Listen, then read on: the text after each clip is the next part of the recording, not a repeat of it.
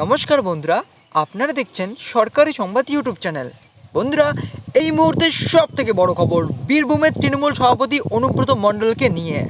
বন্ধুরা, সময়টা মোটেও ভালো যাচ্ছে না অনুব্রত মণ্ডল ওরফে কেষ্টর। এদিকে যেমন তিনি তিহার জেলে রয়েছেন, অন্যদিকে তার মেয়ের মানসিকতা এখন ঠিক নেই, কারণ নিজের বাড়ির সমস্ত কিছু ভাঙচুর করছেন কেষ্টর কন্যা সুকন্যা মণ্ডল। বন্ধুরা, এছাড়া সুকন্যা তার বাড়িতে তৃণমূল নেতাদের ডেকে এনে তাদেরকে তীব্র অপমান করেছেন সুকন্যা বলেন যে বর্তমানে আমার বাবা বিপদে আছে, আর আপনারা কি করছেন? দল থেকে বাঁচানোর জন্য কি করছেন? কিছুই করছেন না। আবার এদিকে অনুব্রতের শরীর খারাপ হওয়ায় তিহার জেলের হসপিটালে তাকে ভর্তি করানো হয়। এর কিছুক্ষণ পর ডাক্তার আসে, আর ডাক্তার এসে অনুব্রত মণ্ডলকে চেক করেন। এরপর যখন তাকে ডাক্তার দেখে পুলিশকে রিপোর্ট জানিয়ে বলেন যে অনুব্রত মণ্ডলের শরীরে কোন রকম অসুস্থতা নেই, তিনি একদম সুস্থ রয়েছেন, তার অক্সিজেন লেভেল, ব্লাড প্রেশার, বুকের ব্যথা সব ঠিক আছে। যার জন্যই আজ সকালে অনুব্রত মণ্ডলকে তিহার জেলের হসপিটাল থেকে তিহার জেলে আবার নিয়ে আসা হয়। তবে বন্ধুরা, প্রধান সমস্যাটি এখানে যে এই যে আমাদের অনুব্রত মণ্ডল বারবার অসুস্থতার ভান করে হসপিটালে যাচ্ছেন, এটা কিন্তু পুলিশ কর্মীরা মোটেও ভালো চোখে দেখছেন না।